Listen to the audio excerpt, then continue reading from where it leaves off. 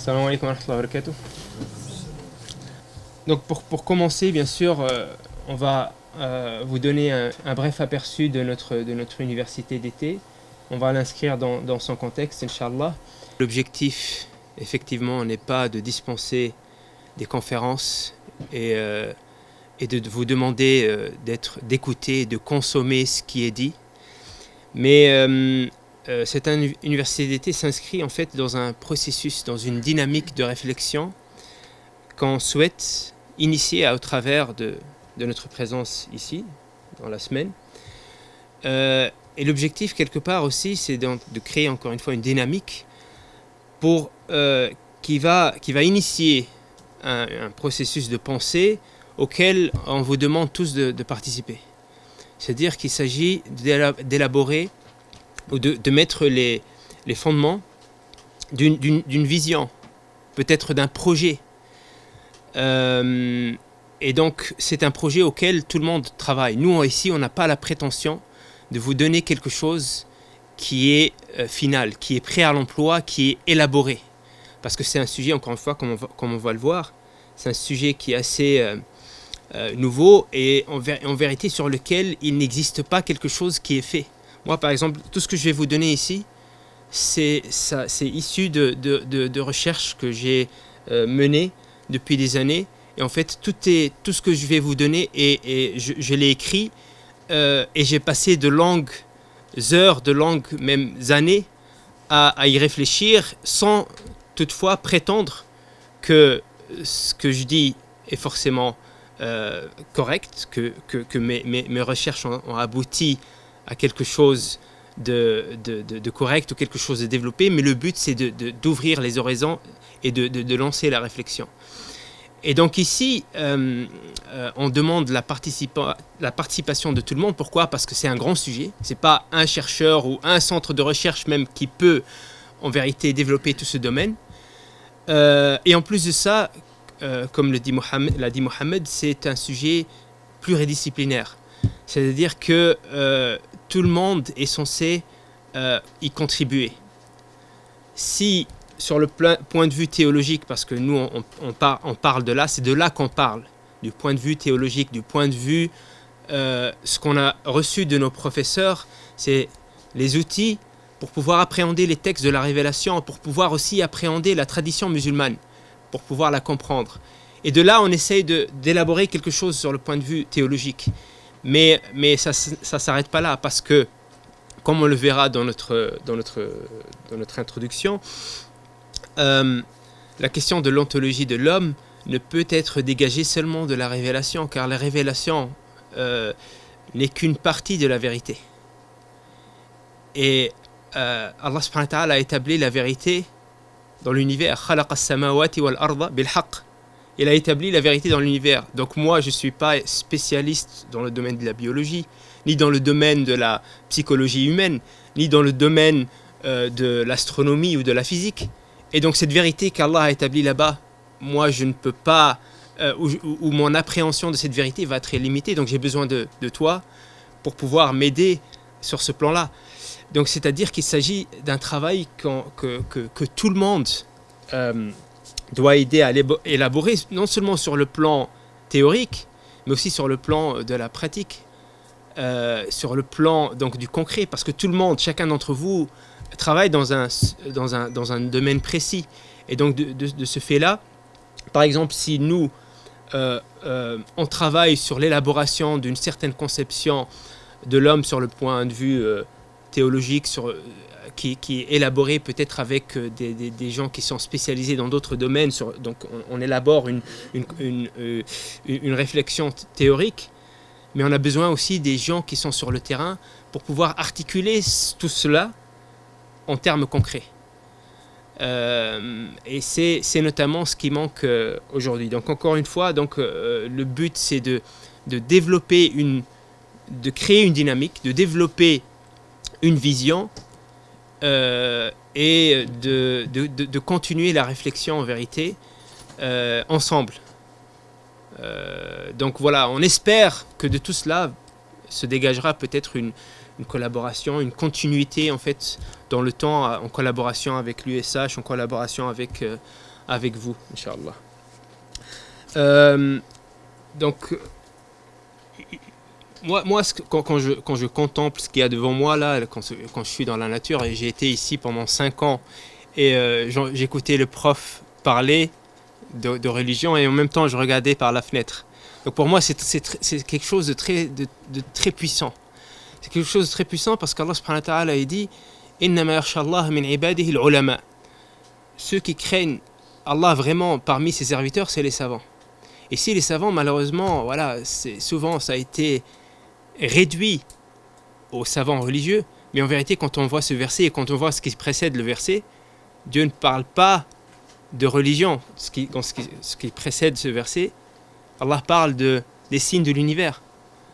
Donc, si il s'agit de confiner le type de savants concernés par ce verset, ce serait plutôt les savants de l'univers, ceux qui sont spécialisés dans les sciences naturelles. Mais bien sûr, il s'agit de savants dans le sens large. Et ici ce qui est frappant, c'est qu'aujourd'hui, la notion de savant, en tout cas, nous on vient d'un monde académique au sein d'une université qui correspond en vérité à un modèle académique en vérité occidental, parce que c'est en Occident que s'est développé ce modèle-là, en tout cas contemporain.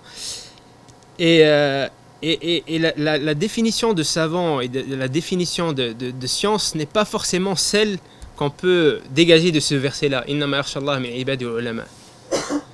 Parce qu'en vérité, ici, ceux qui sont vraiment savants, c'est ceux qui craignent Allah. C'est-à-dire que leur savoir, en vérité, a éveillé en eux quelque chose qui relève, qui va les mettre en lien avec le transcendant. Alors qu'aujourd'hui, quand on voit les critères et les normes académiques qui vont définir le degré de science de l'article ou du discours, c'est pas forcément ces critères-là qui éveillent l'humain qui est en nous et qui le remettent en lien avec le transcendant. Donc vous voyez, même sur ce plan-là, il y a un problème. Moi, j'ai un problème souvent avec en vérité ce modèle académique-là, parce qu'il est exclusif. Et ici, effectivement, le but de cette université d'été, on va pas être strictement dans ce modèle-là, mais on va essayer d'aller au-delà de cela et c'est ici en fait que s'inscrit aussi l'importance de notre sujet, l'ontologie islamique de l'homme. Si on connaît vraiment ce qu'est l'homme, là on va savoir aussi ce qui relève du savoir, au-delà du modèle académique, ce qui relève vraiment du savoir. Parce qu'en vérité, l'homme, comme on le verra, est humain, non pas de par ce qui lui permet de réaliser le cerveau, qui est limité en vérité, mais est homme de par son esprit, ruh. Et l'intelligence en vérité relève de ruh, qui est beaucoup plus que ce que permet d'appréhender le cerveau dans le monde matériel qui nous entoure. Donc,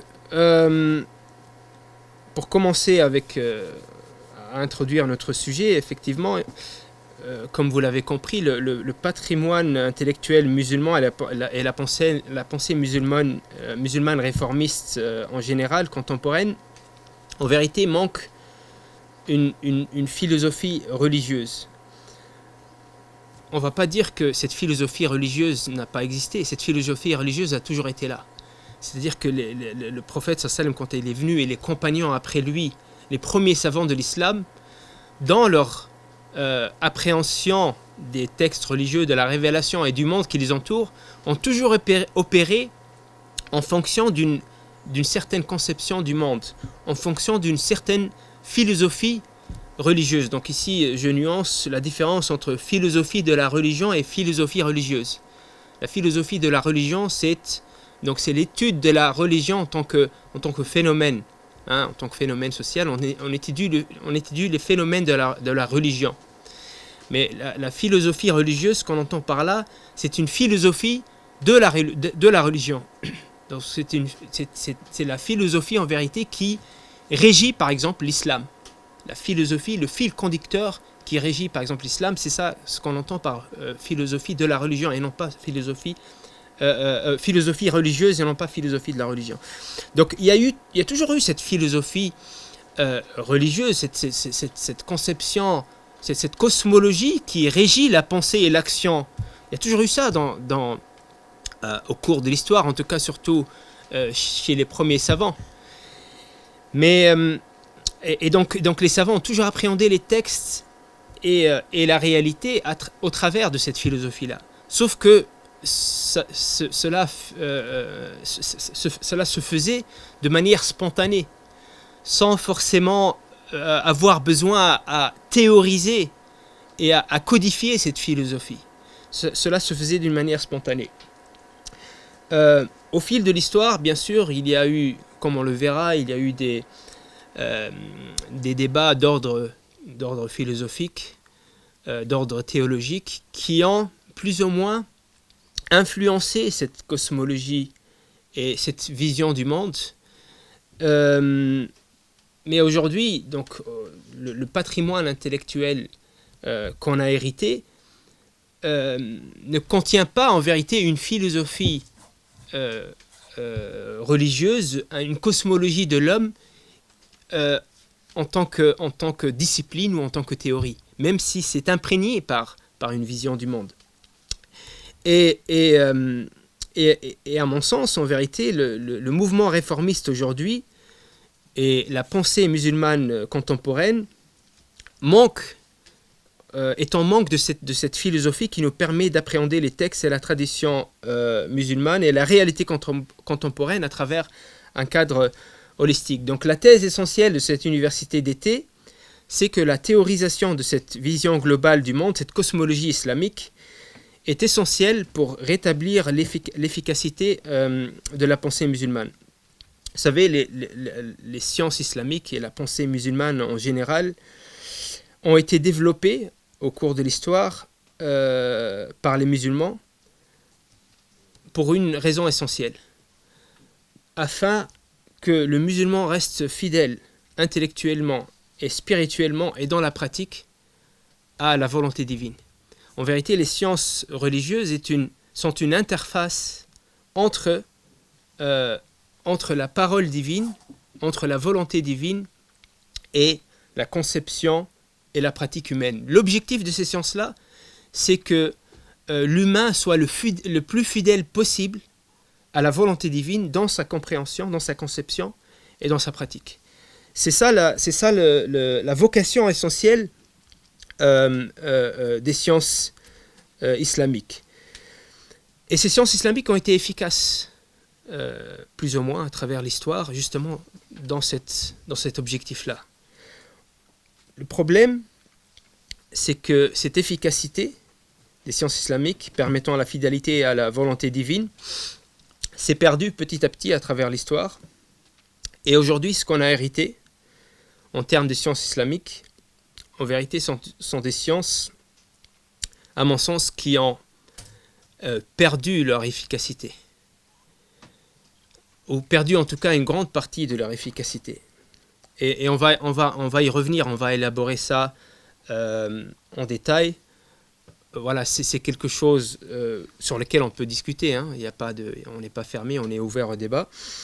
Donc, mais l'hypothèse centrale ici est qu'une des raisons essentielles de cela, en fait de cette plus ou moins inefficacité aujourd'hui des sciences islamiques à remplir cette tâche qui est donc la fidélité à la volonté divine dans la conception et dans la pratique, c'est une des raisons, c'est l'absence de la considération de la cosmologie islamique dans cette philosophie islamique globale. Et juste pour vous donner quelques pistes de réflexion, aujourd'hui on le voit. Est-ce qu'aujourd'hui, dans notre pratique, dans notre production intellectuelle et dans notre pratique dans le monde contemporain, est-ce que cela correspond à la volonté divine? Est-ce que, par exemple, les modèles économiques ou les modèles de savoir, etc., dominants aujourd'hui, est-ce que c'est des modèles qui relèvent de ce qui peut être dégagé au travers des textes et des contextes de ce qui est de la volonté divine. C'est une question que je pose, et on peut y revenir plus tard. Donc la thèse ici, c'est que, effectivement, ces sciences qui, à un moment donné, ont pour vocation que la pensée humaine, la conception humaine, la pratique humaine, aujourd'hui, n'ont plus leur efficacité. Et on va voir, si on parle en termes holistiques, si on parle en termes strictement religieux, ou bien ce à quoi la religion fut réduite, on peut peut-être dire oui, parce qu'aujourd'hui, voilà, quand je fais mes ablutions et quand je fais ma prière, ça correspond peut-être en grande partie, ou bien en tout cas globalement, ça correspond à la volonté divine. On peut poser des questions pendant ou on attend la fin? Si vous avez des questions pour éclaircir certains points, pour pouvoir mieux comprendre, vous pouvez le poser. Il y a le terme holistique que vous avez prononcé plusieurs fois, que je ne connais pas. J'ai peur de rater la suite si vous me le définissez. Ce qu'on entend par holistique, c'est-à-dire de manière globale, c'est-à-dire à travers la totalité en fait de ce qu'est la religion, d'appréhender la religion de manière holistique, de manière globale, de manière générale, et pas de manière fragmentée. C'est ce qu'on entend par holistique. Donc ce que je disais, c'est que effectivement, on peut dire qu'aujourd'hui les sciences islamiques nous permettent la fidélité à la volonté divine si on réduit la religion à ce à quoi elle a été réduite par certains. C'est-à-dire à des rituels, des adorations, etc. On peut dire effectivement, les sciences islamiques aujourd'hui me permettent, dans mes ablutions, d'être fidèle, plus ou moins, à la volonté divine. Mais nous, ce que l'on entend par fidélité à la volonté divine, on ne le réduit pas à cela. On le réduit donc à tous les champs de l'action humaine, à tous les champs de la pensée humaine et de la production humaine, intellectuelle, etc. L'hypothèse aussi est que cette philosophie, donc, si elle est élaborée et théorisée convenablement, devrait nous permettre de développer une pensée islamique dans tous les domaines de l'action humaine, économie, sociale, psychologie, etc. L'idée, c'est pas de développer une psychologie, sociologie, etc. Islamique.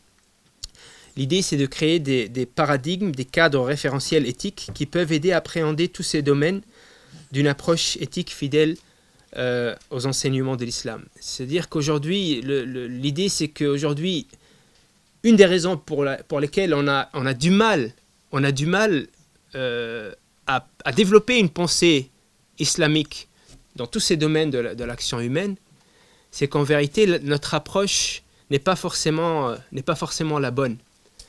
Aujourd'hui, quand vous voyez dans tous les... On va parler d'intelligence artificielle, mais il y a tellement de domaines qui attendent notre contribution, notre réflexion, et qu'on a déserté en vérité. Mais quand on regarde les domaines qu'on n'a pas désertés, où on est présent, notamment là où on est le plus présent, c'est dans la finance, où on a apporté des réflexions islamiques, entre guillemets, et dans la bioéthique, où il y a beaucoup de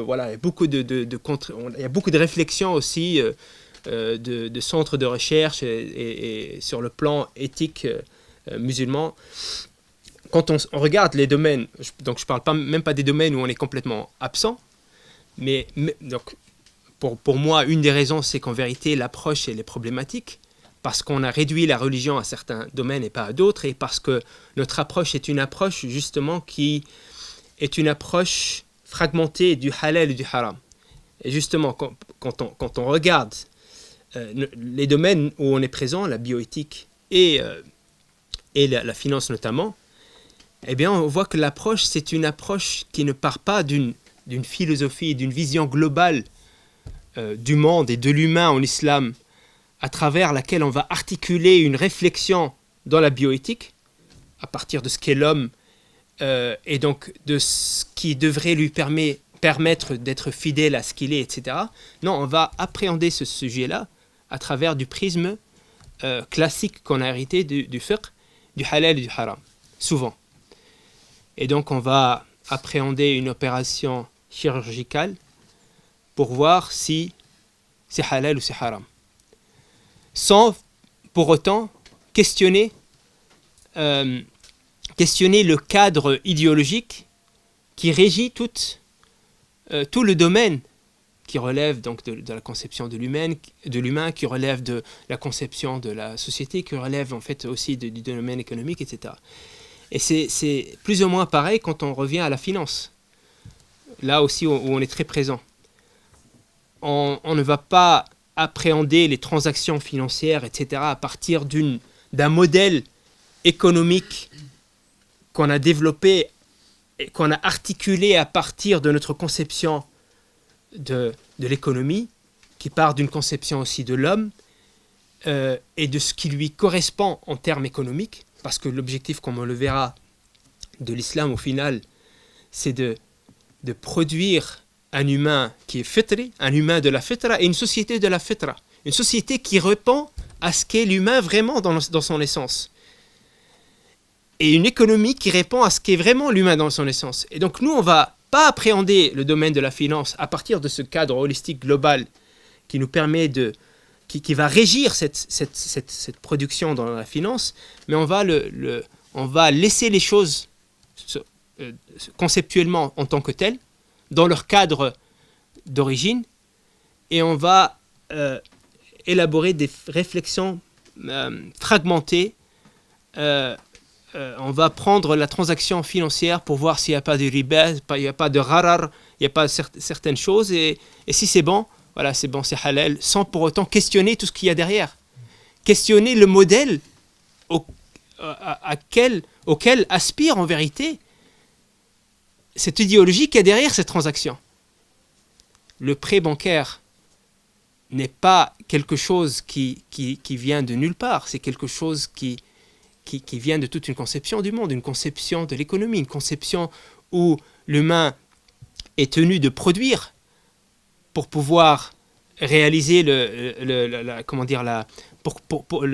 growth en anglais, la croissance.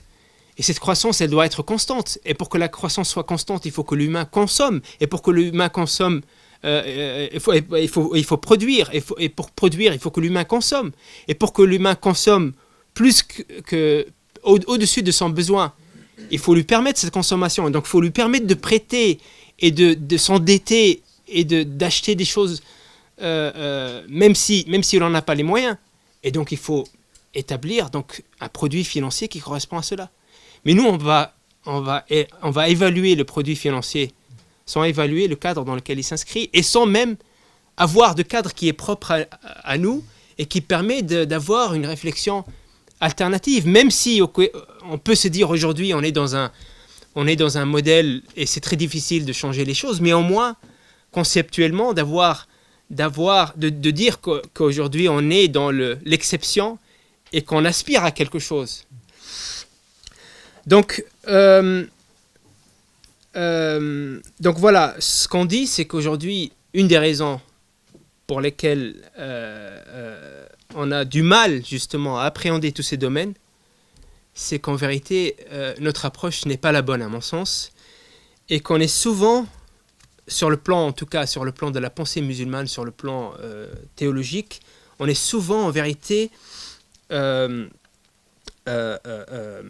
renfermé dans un modèle qu'on a hérité, un modèle intellectuel qu'on a hérité et on a du mal à en sortir. Donc ici, encore une fois, on ne prétend pas présenter quelque chose d'accompli en ce qui concerne donc cette cosmologie islamique, cette cosmologie de l'homme, mais d'ouvrir la réflexion et de développer certains éléments de cette cosmologie. Parce que, vous savez, on sort de siècles de sclérose.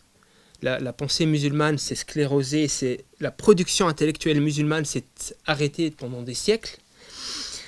Et en vérité, on s'est réveillé dans un nouveau monde. Les musulmans se sont réveillés dans un nouveau monde lorsqu'ils se sont réveillés, qui n'est pas de notre production. Et qui n'est pas issu de notre cadre référentiel, mais qui est issu d'un cadre référentiel qui n'est pas le nôtre. Et la première réaction des réformistes modernes fut de tenter d'évaluer ce monde afin de voir ce qui correspond à nos principes et ce qui n'y correspond pas. Et ça, c'est une réaction normale, c'est une réaction logique. La première des choses, c'est d'évaluer ce qu'il y a autour de nous pour voir. Et d'abord, il faut voir ce qui est halal, ce qui est haram, pour pouvoir effectivement être fidèle au moins avoir un seuil minimal de fidélité à la volonté divine dans ce nouveau monde. Donc cette première réaction fut normale.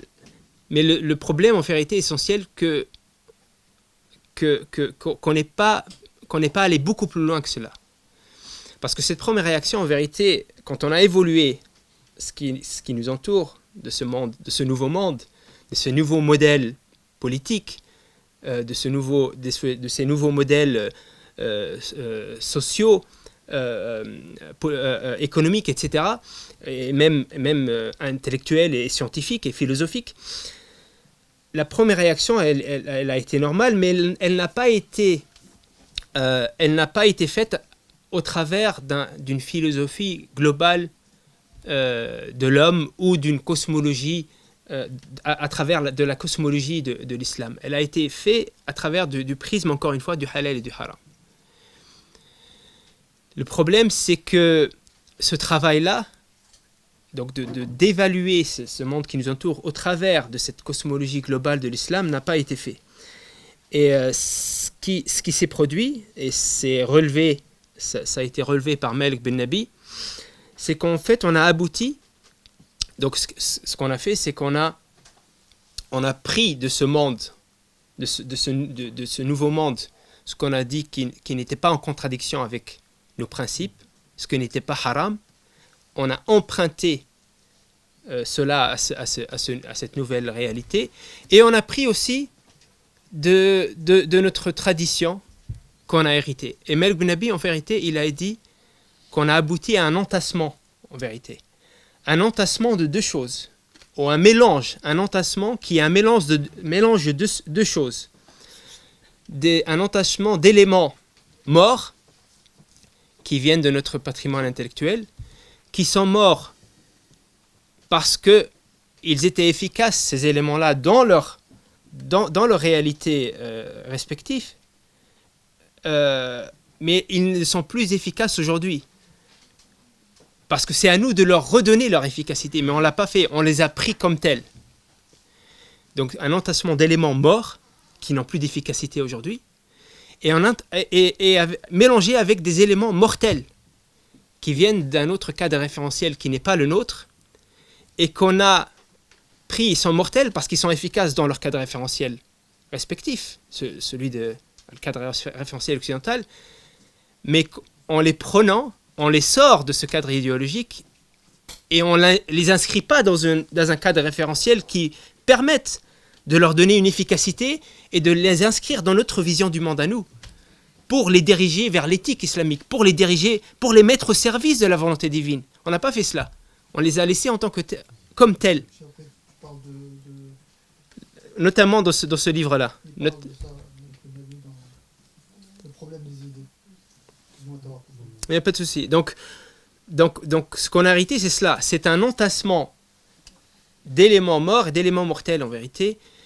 Et encore une fois, ici, on revient à l'idée du cadre holistique, du cadre de la cosmologie, de cette philosophie générale qui puisse, en vérité, si on aurait eu cette philosophie générale, on aurait pu inscrire ce qu'on emprunte, comme on va le voir plus tard, comme a été le cas durant les périodes prophétique, la période de la révélation, ce qui a été fait, parce que la révélation a emprunté des éléments d'autres civilisations, ou même de la jahiliya, mais en les inscrivant dans une vision globale, en les mettant au service d'une éthique. Et là, on les rend efficaces. Et donc ici, encore une fois, se présente ce problème-là, justement, de l'absence d'une vision globale. Et donc, de ce fait, on n'a pas développé une épistémologie qui puisse être à la hauteur des défis contemporains. et aussi une méthodologie, parce qu'en vérité, à partir de cette vision du monde, à partir de cette philosophie globale, est censée se dégager notre épistémologie, la manière dont on va appréhender les sciences, nos sources, les sources à partir desquelles on va puiser notre savoir, on va produire notre savoir. Et on va voir que l'épistémologie musulmane, dans son évolution historique, il y a plusieurs problèmes. Et la prendre comme telle aujourd'hui est problématique dans ce sens-là. Et à partir de cette épistémologie aussi, doit se dégager normalement une méthodologie qui va nous permettre d'appréhender les textes et d'appréhender le contexte, d'appréhender la réalité, qui découle aussi de cette vision globale de l'homme et qui correspond à cette vision globale de l'homme. Et donc, ce qu'on a hérité de la méthodologie aussi, classique, est problématique dans ce sens-là, dans le sens où on ne l'a pas développé on n'a pas continué la réflexion qu'ont commencé nos prédécesseurs, la réflexion épistémologique et méthodologique, selon les enjeux de notre époque. Et ça, on va y revenir en détail. Il y aura des sujets qui concernent l'épistémologie, qui concernent la méthodologie, et les besoins contemporains, donc de revoir notre épistémologie et méthodologie à partir du prisme, effectivement, de cette conception globale de ce qu'est l'homme en islam. Vous pouvez définir le mot épistémologie? Donc, c'est ce que je disais, l'épistémologie, c'est la théorie du savoir, la théorie de la connaissance.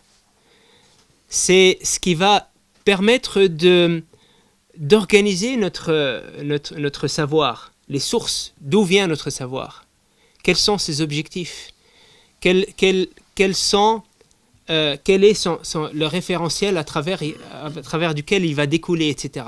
La théorie du savoir. Par exemple, une différence essentielle entre l'épistémologie islamique et l'épistémologie, qui régit les sciences modernes, c'est qu'en islam, une source essentielle du savoir, c'est la révélation. Ce qui n'est pas le cas, par exemple, dans une épistémologie, et l'épistémologie aussi qui gouverne aussi aujourd'hui les sciences modernes, c'est une épistémologie qui découle d'un cadre référentiel ou d'une vision, comme a dit tout à l'heure Abdelaziz, une vision de l'homme. Qu'est-ce qu'est l'homme? Et à partir de cela, eh bien, notre épistémologie, notre conception du savoir, d'où prendre le savoir, si effectivement on part d'une philosophie existentialiste, de Sartre par exemple, où l'homme n'a pas une nature, et la seule nature qu'il a, ou bien la seule identité, al-hawiyya, donc la seule identité qu'il a, c'est celle qu'il va forger lui-même dans sa vie. Il devient homme de par son conditionnement social, de par l'éducation qu'il a reçue, de par ses expériences, etc. C'est ça qui le forge, c'est ça qui fait de lui qui il est. Alors qu'en islam, si on part de la conception cosmologique de l'islam qui va articuler une épistémologie, eh bien l'homme, il a déjà une identité profonde avant même qu'il naisse. Et c'est à cette identité profonde qu'il doit rester fidèle durant sa vie. Et ce n'est pas une identité qu'il doit créer lui-même. Donc ici, vous voyez, dans l'épistémologie musulmane qui est censée dégager de cette conception de l'homme, on n'est pas du tout dans le même registre. Donc voilà, en termes d'introduction, donc c'est dans ce contexte-là que s'inscrit donc tout ce qu'on va dire cette semaine-là, sur le plan conceptuel, théorique, sur le plan de la méthodologie, de l'épistémologie, sur le plan de nos cas pratiques, comme avec le cas de l'intelligence artificielle et peut-être du transhumanisme, etc. Donc c'est dans ce contexte-là que s'inscrit notre université d'été.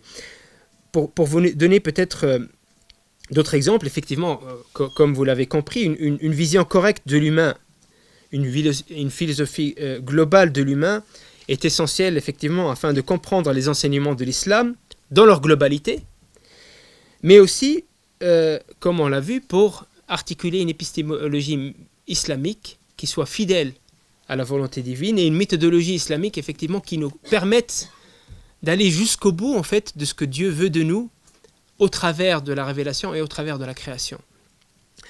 Voilà un autre exemple. Je vais vous donner un exemple qui relève de la tradition, qui en vérité, qui pour moi articule un problème à ce niveau-là, un problème au niveau de la conception islamique de l'homme. Mais on va en donner tout le long de la semaine, hein, des éléments qui viennent de l'histoire, de la tradition et qui concernent la réalité contemporaine. Mais pour vous parler quelque chose qui, à mon sens, relève de cette problématique-là dans la tradition musulmane, chez certains savants, où on a fait une lecture de la révélation qui n'est pas forcément en adéquation avec la philosophie globale de l'homme, l'ontologie de l'homme en islam. C'est l'exemple de... On va en donner plusieurs exemples parce qu'il y a l'exemple des finalités de la sharia, mais c'est l'exemple par exemple du concept de daruri, al-darura. Le concept de darura qui est la nécessité, qui est différemment défini s'agissant de maqasid sharia ou s'agissant dans le fiqh. Dans le maqasid, quand on parle de darura, de nécessité, on parle des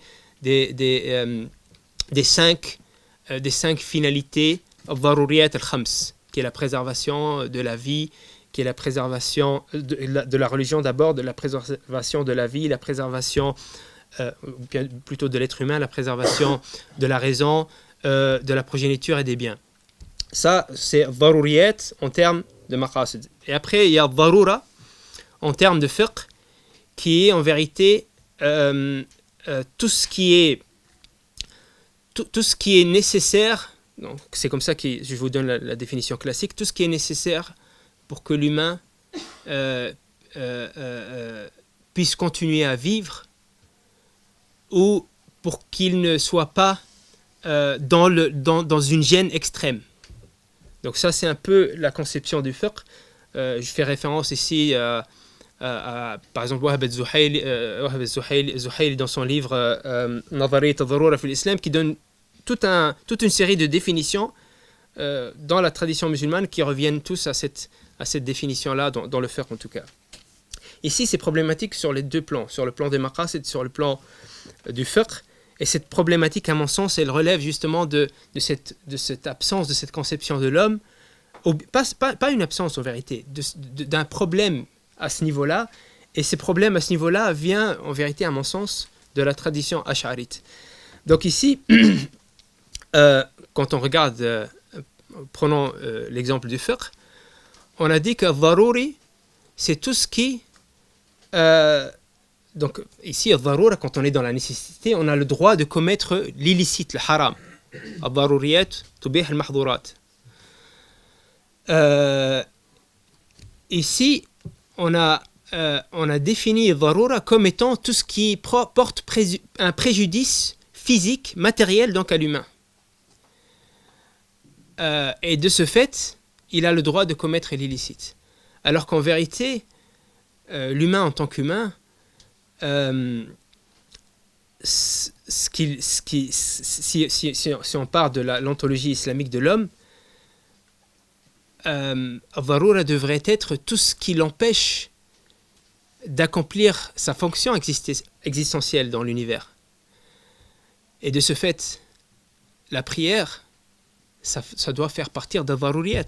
Parce que sans prier, sans avoir ce lien avec le transcendant, ce lien spirituel, il ne peut pas retourner à son humanité profonde. Sachez qu'Allah s'interpose entre l'homme et son cœur. Donc si tu veux avoir un accès à ton cœur, à ce que tu es vraiment en tant qu'humain, il faut se tourner vers Allah. Parce que sinon, entre toi et ton cœur, il y aura un voile, et c'est-à-dire que ton humanité sera voilée et ton action ne découlera pas justement de cette éthique profonde qui est en toi. Et donc la prière, dans ce sens-là, est une darura. Et les daruriyat vont beaucoup plus loin de tout ce qui porte un préjudice matériel à l'humain. Il y a des préjudices, justement, spirituels, des préjudices qui relèvent de ce qui touche à son humanité profonde. Donc ici, pour moi, c'est un exemple du manque de considération, justement, de cette ontologie islamique dans la tradition musulmane chez certains savants. La même chose sur le plan des maqasid. Donc, darura, dans maqasid sharia, c'est les 5 daruriyat al-khams. Et ici, j'ai même pas besoin moi-même de faire la critique, parce que la critique, elle se trouve déjà chez Ibn Taymiyyah. C'est lui qui a fait cette critique déjà. Et il a critiqué les savants qui ont confiné les daruriyat dans les 5, en disant justement qu'ils ont fait fi des besoins humains. Parce que ici, dans les daruriyat al-khams, en vérité, les savants ont dit qu'il s'agit des besoins ou des masalah dunyawiya, des besoins mondains. Des besoins mondains. Alors qu'en vérité, si on prend en considération l'ontologie islamique de l'homme, l'humain, la philosophie générale de l'humain, on va se rendre compte en vérité que les nécessités de l'humain, les objectifs supérieurs, vont au-delà de ces 5 qui ont été établis par les savants, comme on va le voir dans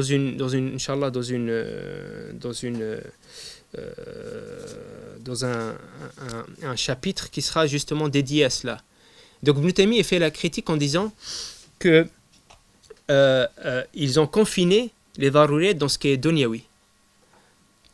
Et en vérité, ça relève de la conception ash'arite, comme on va le voir, où il y a une dichotomie entre dunyawi ou al-ukhrawi. Parce que pour ces savants-là, et aujourd'hui beaucoup de savants contemporains vont dans le même sens, il y a le masalah dunyawi et le masalah al-ukhrawi. Et il y a des prescriptions en islam qui sont en vérité qui ont un intérêt strictement dans l'au-delà. Et en fait, dans cette vie-là, leur objectif, c'est pas un intérêt mondain. Et il y a des prescriptions qui ont un intérêt strictement mondain. Et donc, lui, Ibn Taymiyyah, il dit qu'en vérité, toutes les prescriptions ont un intérêt mondain et dans l'au-delà. Et donc, de ce fait, le manque de cette considération-là, globale, fait que, parce que ici, quand on voit ce qu'est l'homme, et on voit les adorations, pour vous expliquer, les ash'arites ont dit que les adorations, l'ibadat, et tout ce qui relève de l'aqida du credo, ça a un intérêt strictement mondain, et ça n'a pas un intérêt strictement dans l'au-delà, n'a pas un intérêt. Et Shatibi, par exemple, il dit, ok, la prière, elle peut avoir un intérêt mondain, parce que le prophète sallallahu alayhi wa sallam, il dit, arihna biha ya Bilal. Mais il a dit, c'est pas l'objectif. C'est pas l'objectif. L'objectif, c'est l'akhira. L'objectif, c'est être un abd lillah, c'est tout. Et si, par accident, il y a un intérêt mondain, eh bien, ce n'est pas un objectif, mais c'est seulement fadl min Allah. C'est seulement un petit plus qu'Allah t'a donné. Alors que Ibn Taymiyyah dit, donc les critiques en disant en fait qu'ils n'ont pas pris en considération tous les aspects de l'humain et tous ses besoins. Parce qu'en vérité, quand on regarde les adorations, on peut clairement dire que l'intérêt est purement mondain, parce que l'humain, dans sa essence profonde, c'est un humain, c'est un être dont l'essence, en vérité, est une essence métaphysique qui ne répond pas, en fait, au référentiel dominant ici, dans ce monde ici-bas, et qui a besoin de se nourrir de ces adorations, justement pour être fidèle, pour être pur, pour être fidèle. Et donc l'intérêt est en premier lieu un intérêt mondain, parce que c'est dans ce monde d'ici-bas qu'on a besoin de ces adorations pour être fidèle à sa nature. Comme on le verra, l'humain, en sortant de ce corps et de ce monde, n'aura plus besoin, on verra dans l'au-delà, n'aura plus besoin de prier, en tout cas de la manière qu'on connaît aujourd'hui, parce qu'il sera déjà en adoration, parce que dans sa nature profonde, déjà, elle est en adoration de par son essence. Donc vous voyez ici, le problème se présente dans la tradition musulmane. justement qui relève de l'absence de considération de ce cadre général, et on peut donner en vérité des centaines d'exemples qui vont dans ce sens-là, dans le tafsir, dans le fiqh, etc. Et un exemple dans le monde contemporain, c'est par exemple notre conception de la liberté. Qu'est-ce qu'est la liberté ? Si on ne part pas justement de cette vision holistique, de cette cosmologie de l'homme, de cette ontologie de l'homme en islam, on peut facilement tomber dans cette conception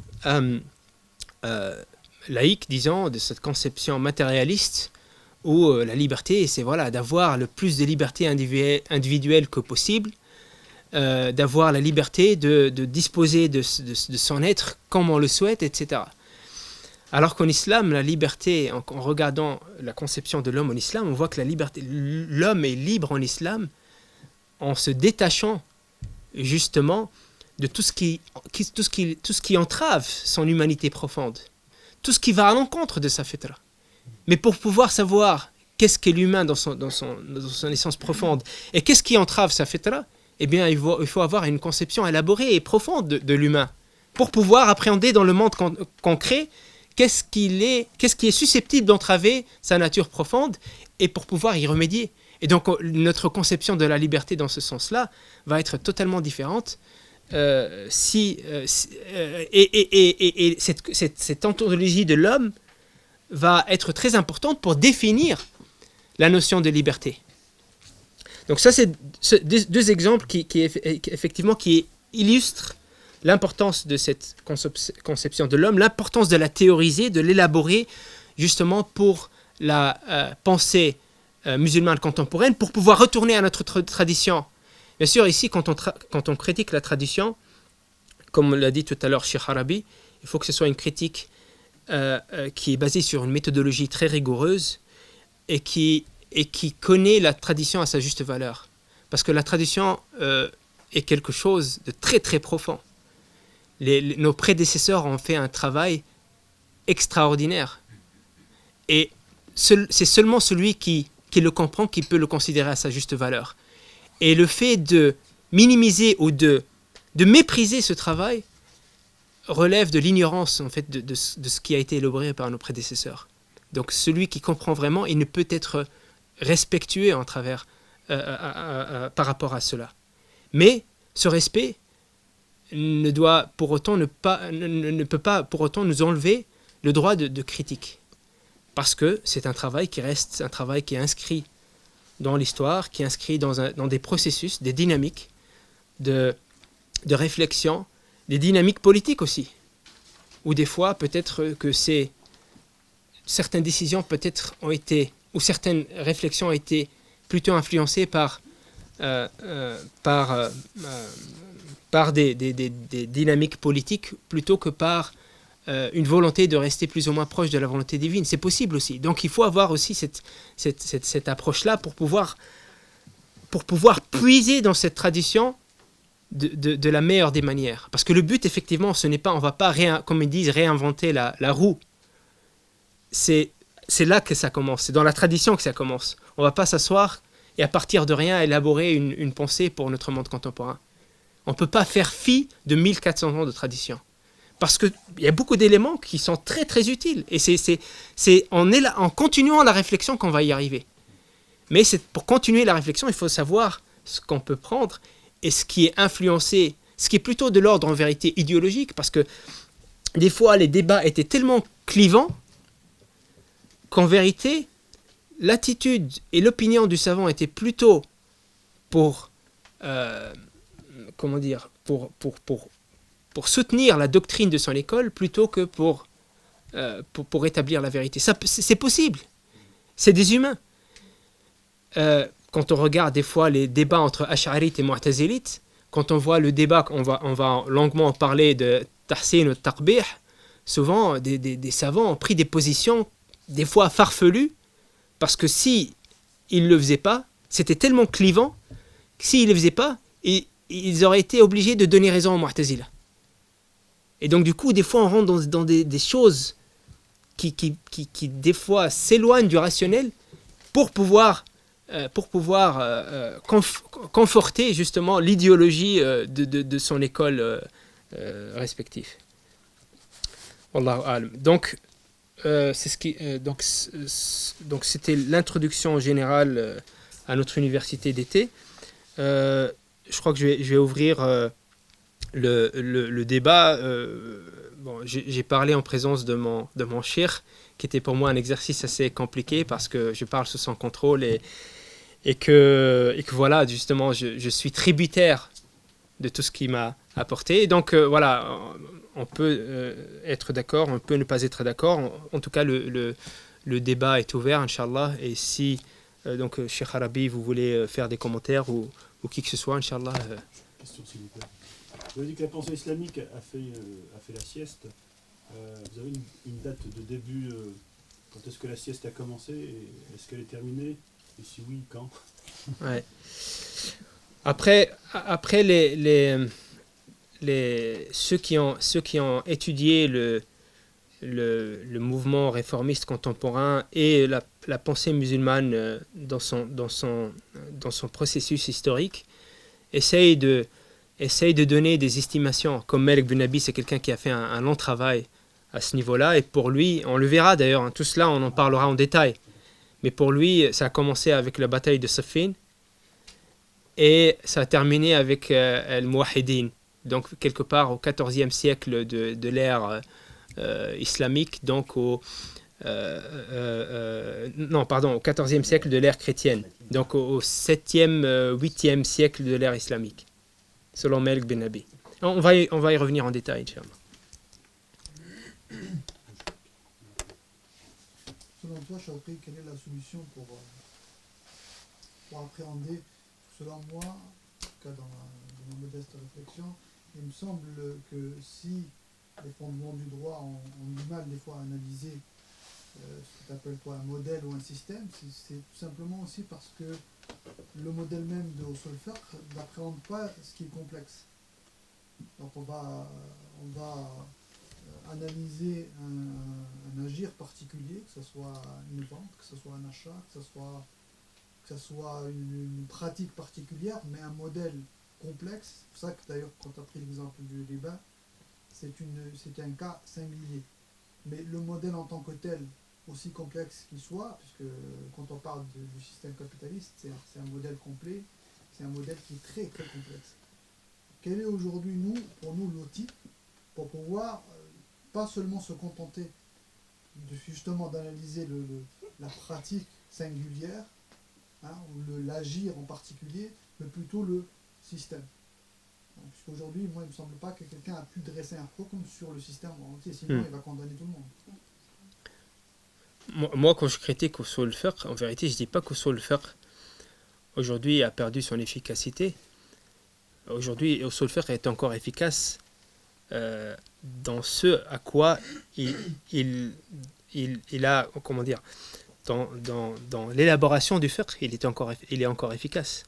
Mais moi, le problème, c'est dans la conception du fiqh en lui-même. Toute la conception du fiqh, pour moi, est problématique parce qu'en vérité, le fiqh, en vérité, en islam, il y a trois grands axes. La religion islamique a trois grands axes. Il y a qui sont développés dans le hadith connu, hadith Jibril, donc qui sont l'iman, l'islam ou l'ihsan. C'est les trois grands axes de la religion musulmane. Donc l'iman, la foi, donc notre conception du monde, ou l'islam, notre pratique, une pratique qui va se dégager de notre conception du monde. On croit en Dieu et on croit qu'on est là sur cette terre avec une fonction. Notre conception donc va régir cela, et donc on va agir en conséquence. Donc l'iman, l'islam, l'ihsan, qui est en vérité un lien entre ce qui va faire le lien entre notre conception intellectuelle et notre pratique. Parce que je peux croire que Dieu me regarde et que Dieu m'éprouve, etc. Et ne pas être fidèle à cette conception dans ma pratique, parce qu'il manque ce lien, l'ihsan, cette dimension spirituelle qui va faire en sorte que je vais me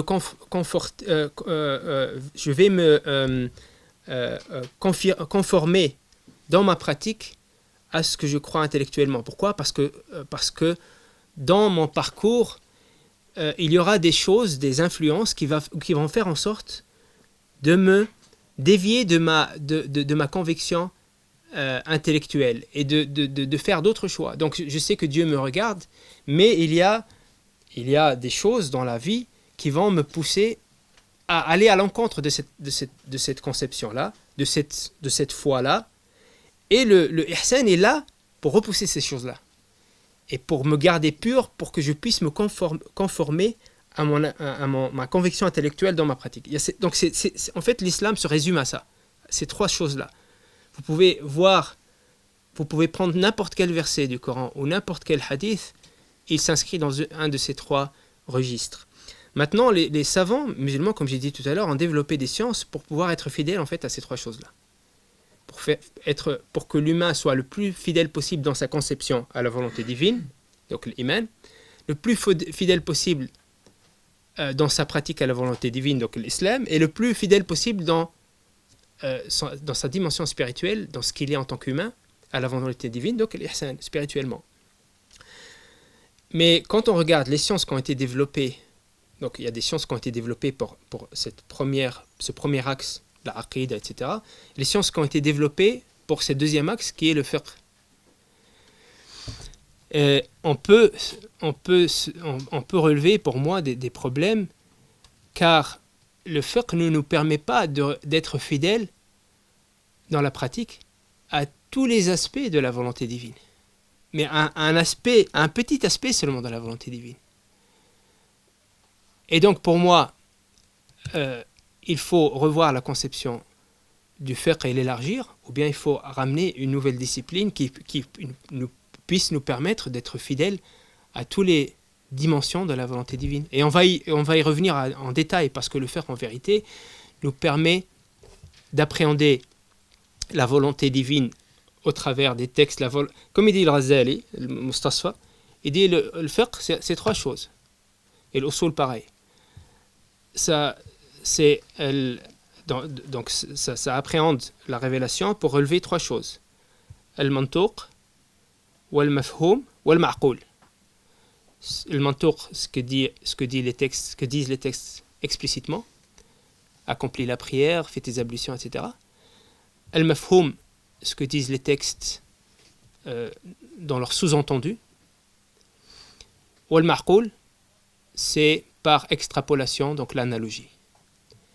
Le problème, c'est que le texte, c'est beaucoup plus que ça, les textes. C'est beaucoup plus que ça. Il y a des textes, les textes dépassent de loin cela, dans ce que les textes demandent à l'humain d'accomplir. Et en plus de ça, le problème avec le Ghazali et avec les Ash'ari en général, c'est que pour eux, la création n'est pas... La volonté divine ne peut pas être relevée à partir de la création. Pourquoi ? Parce que la création est neutre. C'est-à-dire que Dieu, quand il fait dans la création, ce qu'il fait dans la création, l'irada takwiniya, elle est neutre. C'est-à-dire elle est ni bien ni mauvaise. Et donc, on ne peut pas relever, donc on revient ici au débat de tahsin ou taqbih, on ne peut pas relever en fait la volonté divine à travers la création, ou ce que veut Dieu à travers la création, parce que c'est neutre. C'est pareil. Donc il n'y a pas de rationalité dans ce que fait Allah dans la création. On le verra plus tard en détail, Inch'Allah. Donc, alors, à ce moment-là, parce que je t'ai déjà entendu parler de ce sujet-là, considérer d'un point de vue cosmologique au niveau de sa création, on ne peut pas déterminer qu'il ait des objectifs, parce que ça serait remettre en question la toute-puissance divine, en tout cas sa supériorité, puisqu'il n'a pas comme nous des desiderata et des envies. Et en même temps, on voit que les Ash'arites sont des grands souliers et qu'ils ont quand même produit d'un point de vue d'analogie toute une réflexion sur le ta'lil et la... Ouais, justement ici, en fait, ce qui est intéressant, c'est que en passant du niveau théologique, du niveau théorique au niveau pratique, les Ash'arites, ils ont participé bien sûr sur le plan théologique au débat sur la rationalité de l'action divine, et donc pour eux il n'y a pas de rationalité derrière l'action divine et derrière même la révélation. Et en venant au niveau du fiqh et de l'usul, ils ont rencontré un problème. Parce que si tu dis que Dieu ne crée pas avec une raison particulière et ne révèle pas la révélation avec une illa particulière, comment tu vas faire l'analogie? Parce que comme on l'a vu, la majeure partie de la révélation ou la majeure partie de la volonté divine ne peut pas être relevée à partir de l'mantuq ou al-mafhum, à partir de ce que disent les textes explicitement ou par leur sous-entendu. La majeure partie, ce sera à travers le ma'qoul, à travers l'extrapolation par analogie. Et pour extrapoler par analogie, il faut une illa, il faut une raison, il faut ta'lil, il faut dire que les textes ont une raison d'être. C'est-à-dire que si Dieu interdit l'alcool, il y a une raison d'être, c'est que l'alcool est enivrant. Pourquoi? Parce que cette raison d'être, l'enivrement, elle est importante pour pouvoir extrapoler, pour pouvoir voir la réalité. Cet enivrement est-il présent dans d'autres choses? Est-il présent dans la drogue? Est-il présent, etc. Pour pouvoir extrapoler. Donc il faut dire, là, ils sont obligés de dire que les textes ont une raison d'être. Mais leur solution, justement, et c'est là que je reviens pour dire que des fois, en fait, ils sont vraiment allés loin pour ne pas donner, à mon sens, raison à al-Mu'tazila, etc. Qu'est-ce qu'ils ont dit? Al-Ghazali, en tout cas, il dit ça. Et Al-Ghazali, il va jamais dire que l'illa, c'est al-ba'ith. C'est-à-dire, la raison d'être, c'est al-ba'ith, c'est ce qui engendre la prescription. Pour lui, la raison d'être n'engendre pas la prescription. C'est-à-dire que, je reviens à l'exemple de l'alcool, l'enivrement est la raison d'être de l'interdiction de l'alcool. Ok? Mais Ghazali, il dit, c'est pas à cause de l'enivrement que l'alcool est interdit. C'est la raison d'être, mais c'est pas à cause de l'alcool.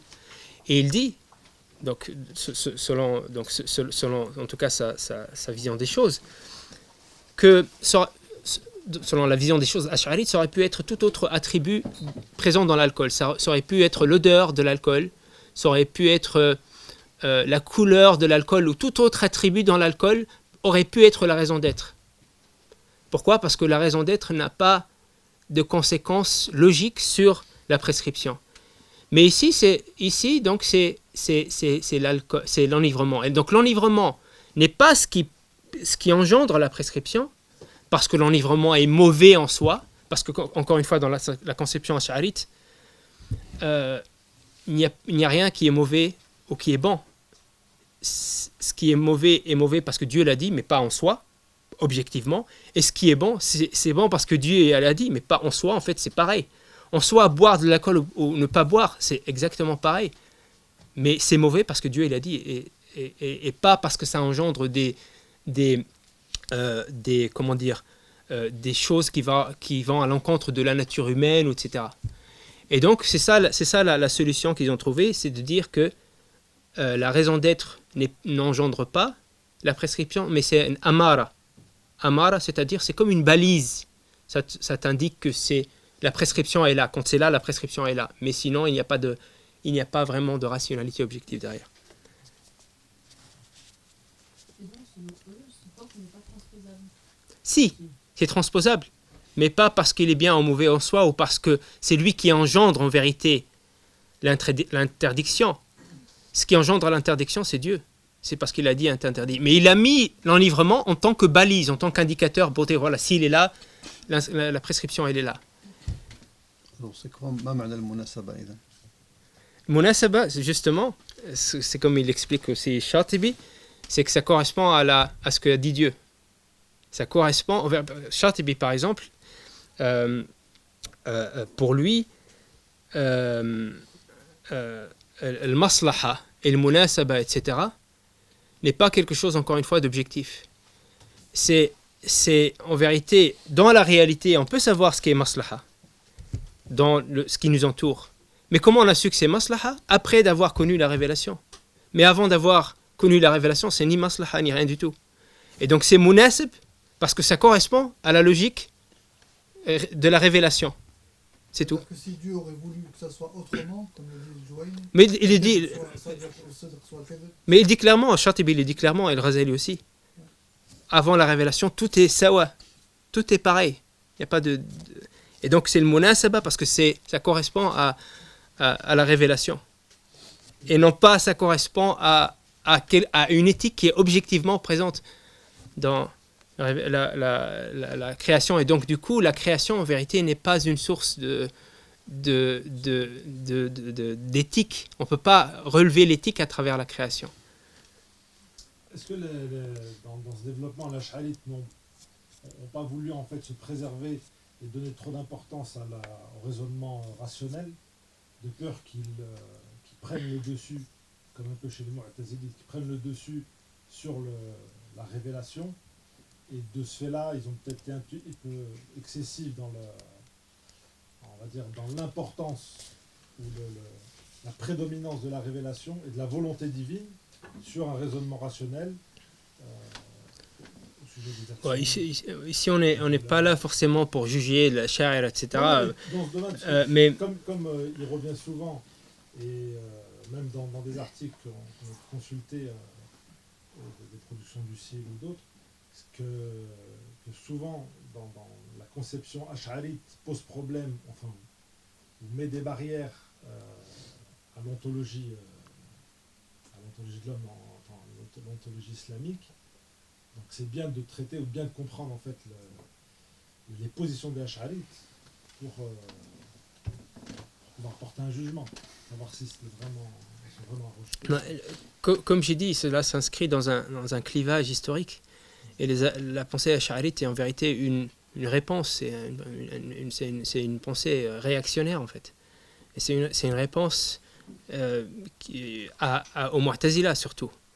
Et donc de ce fait, c'était tellement clivant, parce qu'il y avait une dimension politique aussi importante, qu'effectivement, des fois, pour répondre à l'excès, des fois, il fallait avoir des réponses qui allaient à l'encontre de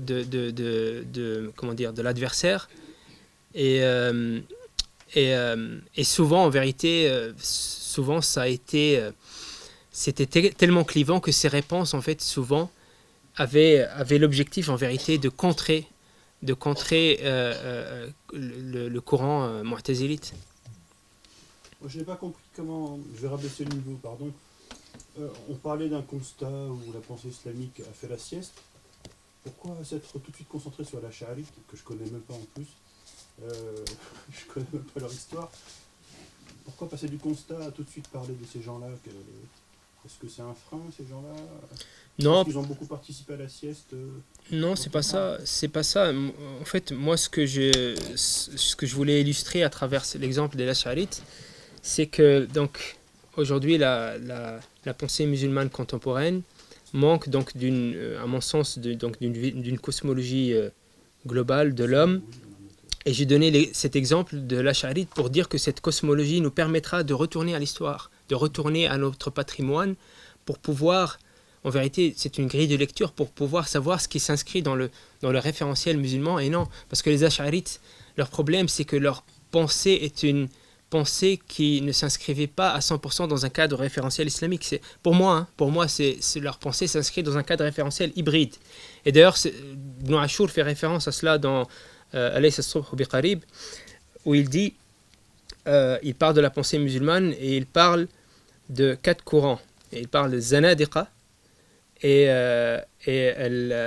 al-Falasifa, al-Mutakallimun, et il parle du Coran Salafi ou Hanbali. Et pour lui, quand il parle de al-Mutakallimun, donc l'Ash'ari, al-Mu'tazili, etc., effectivement, il met en évidence qu'en vérité, il parle d'abord de Zanadiqa qui pour eux, en vérité, sortent totalement de l'islam. Les hérédits, les hérétiques, ouais. Et qui sortent, voilà. Et le falasifa, pour lui, en vérité, donc ils évoluent, leur pensée évolue dans un cadre référentiel hellénique, donc de la philosophie grecque, et donc tout ce qui vient de l'islam, qui ne correspond pas à ce cadre référentiel-là, ils vont l'interpréter pour l'intégrer dans le cadre référentiel hellénique. Et après, il parle pas de l'Ash'ariya, de l'Mutakallimun en général, les théologiens, donc qui sont Ash'ariya et Mu'tazil, etc. Et lui, il dit qu'en fait, eux, ils ont, donc les philosophes ont interprété la Sharia pour l'adapter à la philosophie hellénique, et les autres, les Mutakallimun, ont interprété la philosophie hellénique pour l'adapter à la Sharia. Et dans ce processus, ils ont créé un cadre référentiel hybride, qui n'est pas 100%, à mon sens, islamique, mais pas 100% hellénique. Et donc il y a des conceptions en vérité, on va le voir en détail, en vérité, qui ne relèvent pas de l'islam. Et des débats qui ne viennent même pas de l'islam qui ont été introduits. Par exemple, le débat entre l'aql ou al-naql, la raison et la révélation. C'est un débat qui vient de la philosophie hellénique et qui a fortement influencé le Mutakallimun, et qui, en vérité, ils ont adopté cette dichotomie. Pour eux, il y a cette dichotomie entre révélation et raison. Et le Razel, on le voit partout. Il fait la distinction entre révélation, et des fois, il faut de la révélation, il faut de la raison, et des fois, s'il y a une contradiction, il faut faire ci. Alors qu'en vérité, ce débat, il ne vient pas de nous. Et il n'y a pas de... En vérité, on ne fait pas le distinguo, comme le démontre Ibn Taymiyyah, entre révélation et raison. Ça n'existe pas. Il n'y a pas de dichotomie. Donc, il n'y a pas à se dire quel degré de raison faut-il et quel degré de naql. Ça n'existe pas, parce qu'il n'y a pas de différence. Naql, c'est l'aql, et l'aql, c'est naql. C'est la source est la même, etc. Donc, effectivement, on a donné cet exemple-là pour dire qu'aujourd'hui, cette conception de l'homme, cette théorie de l'homme qu'il faut développer va nous servir de lire notre patrimoine intellectuel et de le critiquer pour pouvoir puiser correctement dans notre patrimoine intellectuel. Donc j'ai donné cet exemple-là, mais j'ai donné un exemple de la pensée contemporaine pour pouvoir aussi appréhender le monde contemporain à travers de ce prisme-là. Alors ce réveil là, contemporain, est-ce qu'il doit se faire à partir de l'une des 4 équipes que vous avez nommées? Est-ce que c'est comme au championnat de France, il faut choisir une équipe à supporter? Ou est-ce qu'on peut aller Pas du tout. commencer avant eux et faire... Pas du tout. Moi, à mon sens, le patrimoine musulman, il est très large et on n'a pas besoin de prendre parti pour l'un et pour l'autre. Et je crois qu'il y a des choses très intéressantes, c'est l'Ash'ariya, comme c'est les Mu'tazila, comme c'est les Hanabila, comme voilà. Donc moi, à mon sens, c'est ce qu'il faut se réapproprier, justement, c'est une conception correcte de la révélation. Et pour cela, il faut justement, pour moi, développer cette théorie, mais il faut utiliser les outils qu'ont utilisés nos prédécesseurs. Comme j'ai dit, on ne va pas partir de rien. Et les outils sont là. Nos prédécesseurs nous ont développé des outils très élaborés. Mais à mon sens, le développement de ces outils n'a pas abouti, n'a pas abouti à quelque chose de parachevé. Et il faut continuer la réflexion, c'est tout.